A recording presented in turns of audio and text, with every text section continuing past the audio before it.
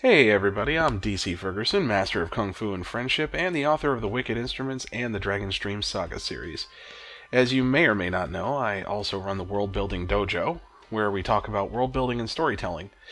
I love using the deep cuts and sacred cows of pop culture to illustrate my points. So today we're doing something I've only done once before, and that's to use a really modern example.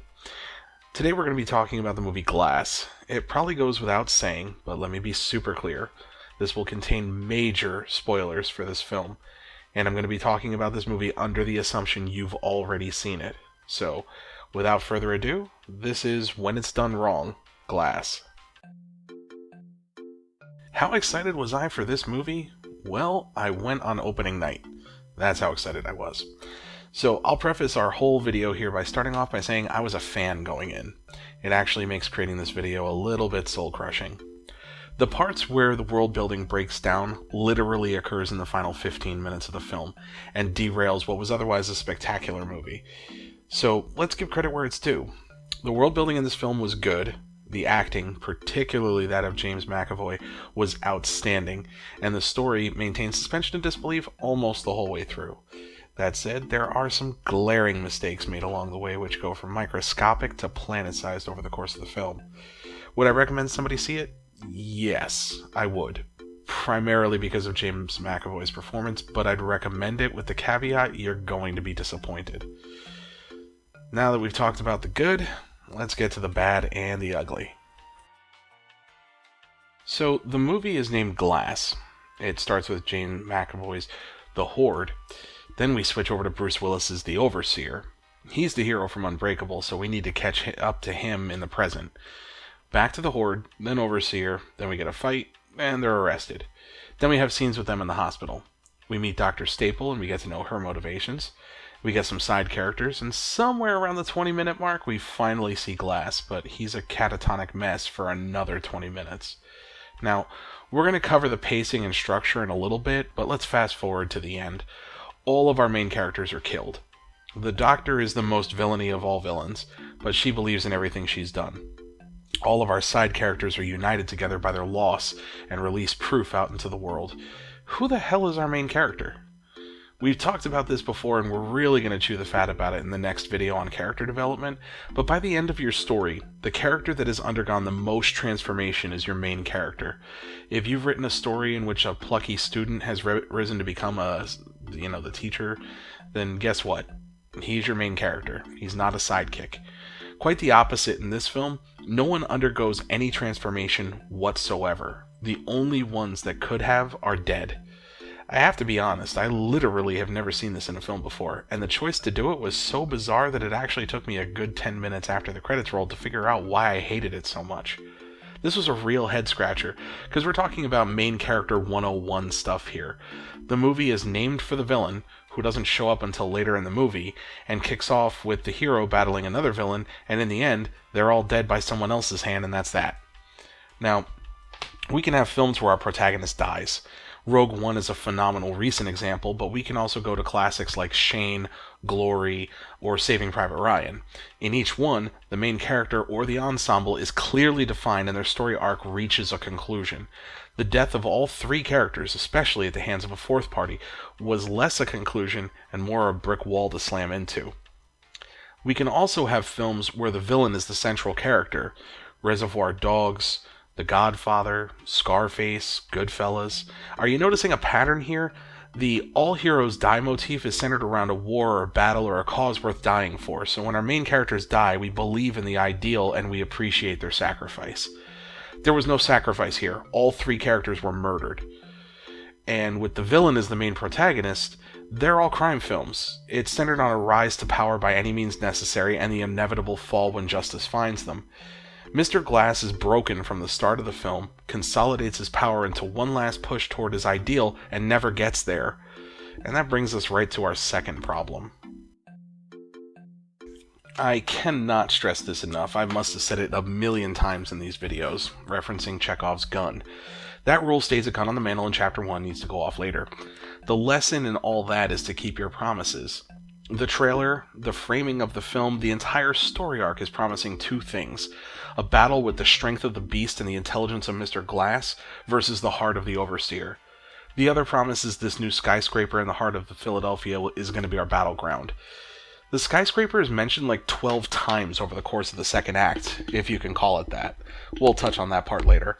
The point is, for all of that this building is mentioned by characters on magazines and coincidentally every news station talking about it when someone so much as looks at a TV, not only do we never get inside this building, we barely even glimpse it on the horizon from where the final battle takes place, so the battleground was a red herring? As far as that battle goes, oh boy, I don't even know where to begin. The first battle of the Beast versus the Overseer consisted of playing catch with a table, followed by some really aggressive hugging. Their final battle amounted to Overseer shoving the Beast into a van over and over, and neither one of them really hurting each other. Then, in another bizarre move, when the police show up, the two of them stop fighting. Overseer goes left and helps one group of cops by doing hero things, while the Beast goes right and kills the other group of cops by doing villain things. As if it wasn't bad enough, after the Beast almost kills the Overseer in a random tub of water that everybody keeps outside of mental hospitals, the Beast says no. This battle will happen before the whole world. Alright, I'm cool with that. Let's do the skyscraper fight. No, wait, never mind. They're killed separately before either of them ever leave the property. I don't know who fell asleep at the wheel here, but breaking that many promises is going to leave a sour taste in the mouth of your audience. At the end of the day, we as world builders are serving a master, and it's not the story, it's our audience. A story has to treat us a certain way as an audience, evoking an emotion, a feeling. What we can't do is rip away suspension of disbelief by making the audience question our story decisions. Then they're not feeling stuff, they're yelling at our screens. So not only did the movie and the trailer lie to us about the premise, it separately killed off every character in a battle that was unrelated to the one they were fighting.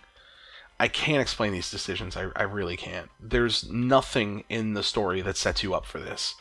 I mean, it's M. Night Shyamalan, so I expected a twist. I just didn't expect the twist to be this movie has nothing in it we told you it had. It's just weird.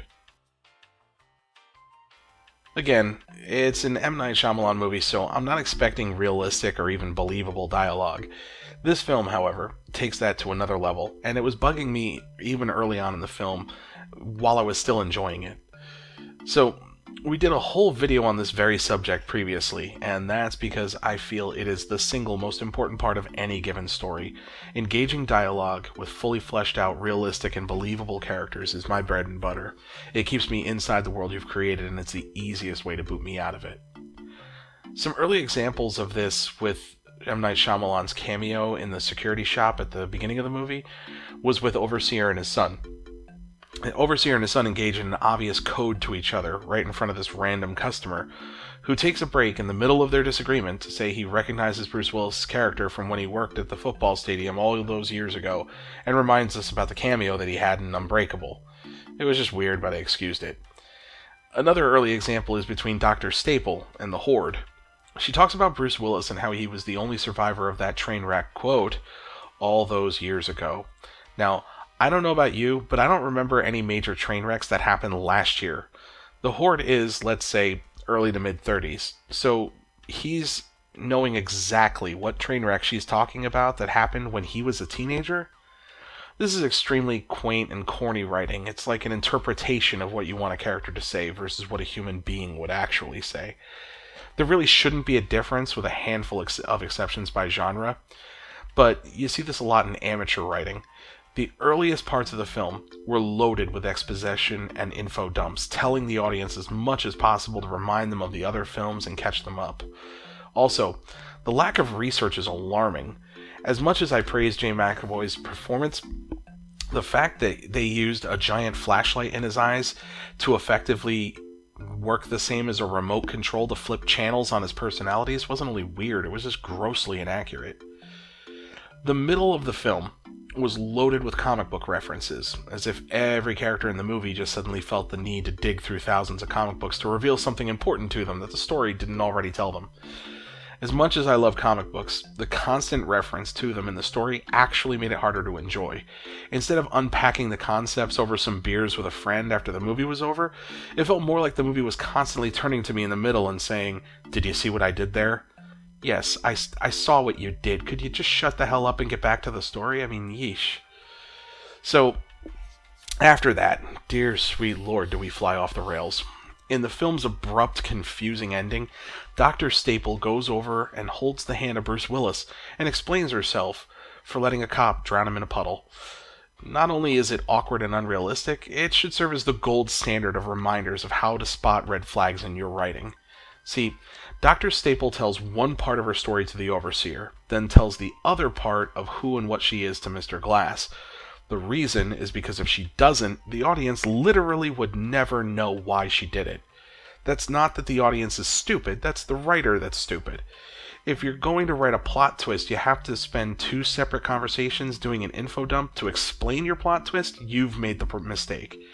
So, comparing apples to apples as far as plot twists go, M. Night Shyamalan succeeded so well with The Sixth Sense because he was telling us the twist the whole damn time, and we just didn't see it. When it was revealed, it made such perfect sense that we couldn't believe we missed it. The twist in Glass came so far out of left field that Dr. Staple had to break out an instruction manual, a map, and a flashback just to explain it to us. Take note, fellow world builders. This is exactly how not to do it, to the letter. Imagine you told your friend you're thirsty, and he says, "No problem, I'm gonna go get you a bottle of water." He comes back a minute later with an empty water bottle. You say, "Dude, the bottle's empty." He replies, real excited for you, "I know, I might fill it up tomorrow, though." I don't know about you, but that friend's probably gonna feel the fury of my flying crane style. This film was more than a broken promise in its ending. Mr. Glass, in his dying moments, tells his mother that this was an origin story. Let me get super nerdy for a second and break down all the things wrong with that sentence. The origin of a character, both in film and especially in comic books, puts that character front and center as their main protagonist. Their arc moves them through from normal person to superhero through the course of a 3-act structure, typically. Firstly, this film lacks any discernible arcs, because it also lacks a main character. We can't say it was Overseer, even though he's the superhero, because Bruce Willis has fewer speaking lines in this movie than Mr. Glass's mother, for Pete's sake. For all of his amazing screen time, we can't say it was the Beast, because he's relegated to being Mr. Glass's weapon. And even with his name in the title, we can't say it's Mr. Glass, because he has no story arc and undergoes no transformation. He had a plan, it failed, and because he's such a super genius, he knew it would fail, and would die revealing the truth that a super secret society we didn't know about never wanted us to learn. Did you get all that? So, let's try working backwards. We know Dr. Staple is the true bad guy. Did we see her transform in any way? No. She was a doctor at the beginning, and she was a doctor at the end. Was she recruited into the secret organization because of her research on these 3 people? No. She'd been with them the whole time. So who's the origin story for exactly? Then there's the actual ending of the film. With the sudden, anticlimactic, and abrupt deaths of every major character, Mr. Glass's twist on top of the twist was to fail and still prove to the world that heroes exist anyway. And our 3 supporting characters watch on from a public place as the world learns that there's superheroes out there. Just not these ones, because they were all murdered and stuff. So, a brave new world begins. I have to admit, it feels a lot less like the conclusion of a trilogy and a lot more like the start of a new world. The problem is that with everybody I cared about in this world dead, why would I bother? And if it truly is the end of the trilogy, how is this a fitting end for it? The characters were disrespected and killed, cast aside, and that's just so the world will know these people were once alive but they aren't anymore? Ugh. I go round and round in circles trying to understand the bizarre turns this story took, and I still can't explain it. So, if you haven't already, make sure to check out the World Building Dojo videos for deeper explanation on some of the rules that we've talked about here. Down in the description below, you can sign up for my newsletter and check out my series as well. Don't forget to help out the Master of Kung Fu and Friendship by hitting that like and subscribe button to hear about new videos. As always, I'm DC Ferguson. Now have fun and get crafting.